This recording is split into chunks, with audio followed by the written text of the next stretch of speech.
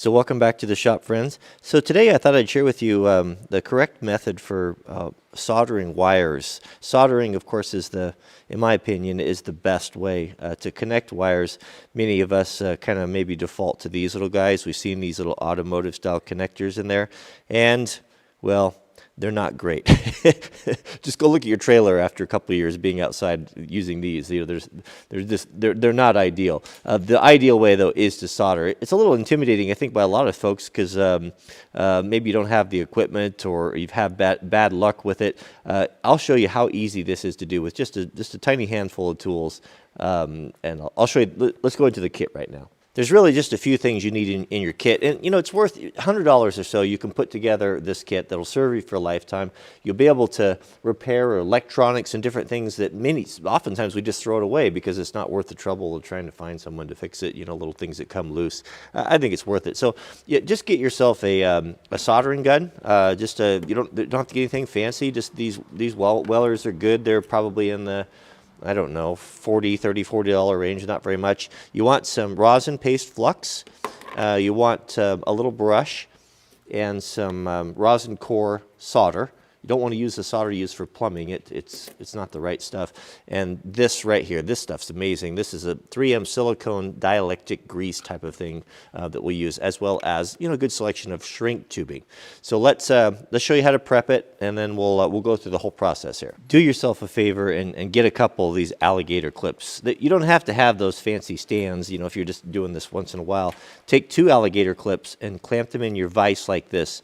Now, some of these alligator clips have a pretty tight spring on them, so take some shrink tubing on the ones you're going to keep in your kit and just melt it on there, and that way they won't mess up your wire. And this is going to hold things securely, and you're just going to get a whole lot better job. Okay, so for joining the wire, there's a couple different ways of doing it, but what I have found to be the best, and this is what Granddad always did it, is you fray the ends of the wire like this. You kind of splay them out like this and join them so they intermingle, kind of mesh like fingers together. Pinch one side like this here and start bringing everything together, and then twist. Twist this side here, and then twist this side over here like that.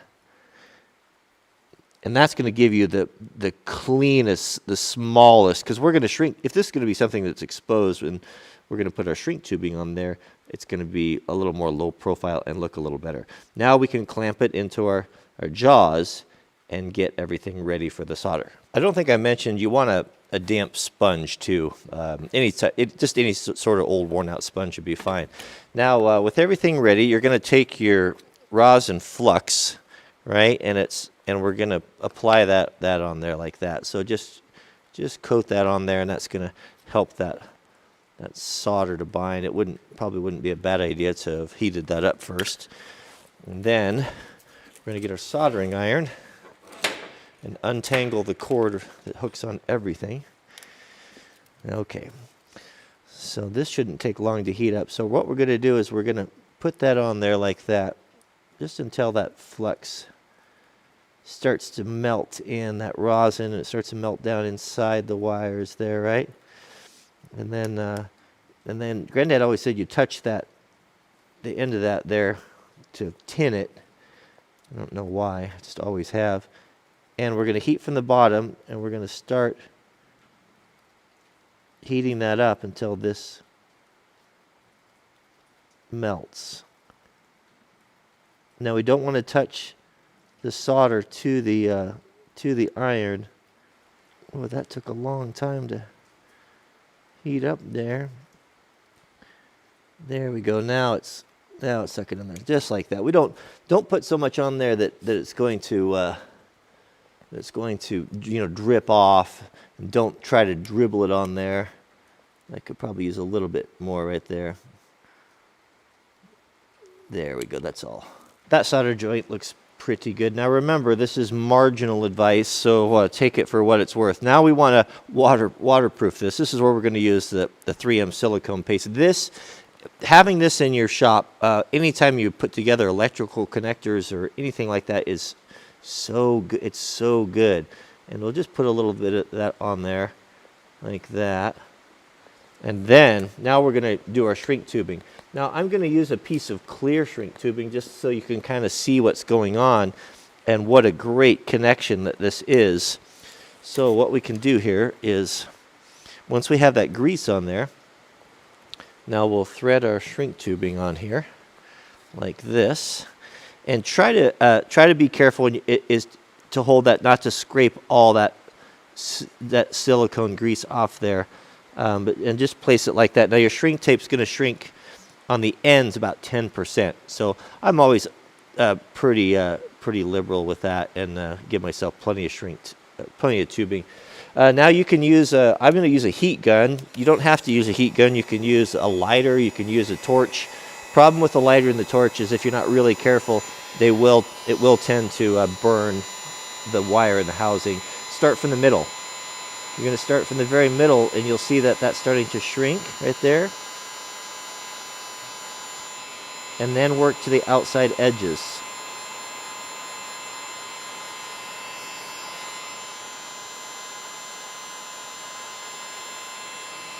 And you'll see, I think you can see, you'll see that silicone making that seal as the shrink tape tightens around the connection, and ideally you want it to squeeze out like that side right there. Probably should have put a little bit more on the housing, but that looks pretty good right there, actually. Now once that's cool to the touch, you can clean that silicone off there, and you have a really good, as good as you're going to get, a waterproof connection for joining two wires together. That's probably going to be tougher than the wire itself. So that's all there really is to it for connecting those, and that again, that's going to be your best connection. If you can take a little bit more time and you can solder these with a shrink tape instead of using those blue automotive style connectors, you're most likely not going to have to go back and redo your electrical work, especially for stuff that's going to be sitting outside, like trailers, or especially boat trailers, or there's a lot of water and spray on those, and it's pretty hard on electrical stuff. So what I'm going to do, I was going to add, a lot of folks have been asking, what happened to Wrangler Mart? Wrangler Mart was our Amazon affiliate store where I put the things that I like. People often ask, what do you recommend? What do you like for, what's that shirt, or what pocket knife you like, or what camera equipment you're using, and then they shut down the stores. Well, we've got a new one now. They've started a new program, and I will put a link to that down in the subject heading. It's at the WranglerMart.com will go over there. I'm forwarding those addresses. What I'll do is, because I know I'll get a lot of questions about this, I'll do affiliate links. Affiliate links are a way for us to support the channel. If you buy something on Amazon that I feature in the video, we get a small percentage from that, and it helps us to fund the channel.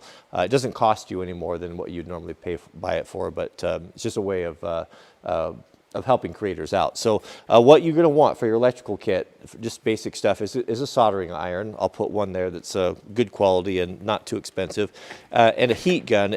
When you're buying a heat gun, make sure you get one that stands on its own, that's got some feet on it. Like this one here will sit like this on your bench. That way you can work on it hands-free. So if you're heating stuff or like that, to have two hands and have it so you don't have to clamp it in the vise is actually pretty nice. So those are the two main things right there. I'll put the flux, the silicone paste. You definitely want some of that. That's a must-have. That's like the WD-40 of electrical work, and solder and shrink tape.